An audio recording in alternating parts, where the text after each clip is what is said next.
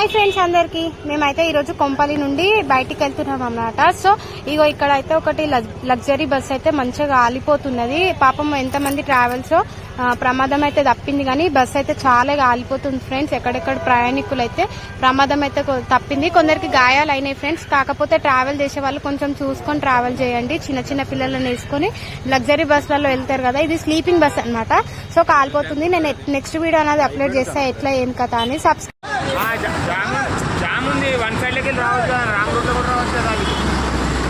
ఇట్లాంటి పొజిషన్లో wrong route ఎందుకు రాదు?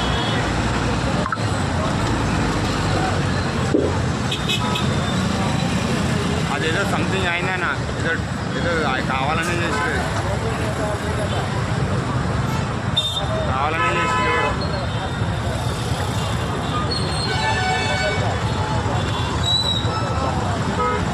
పోయి 40 లక్షల బస్సు.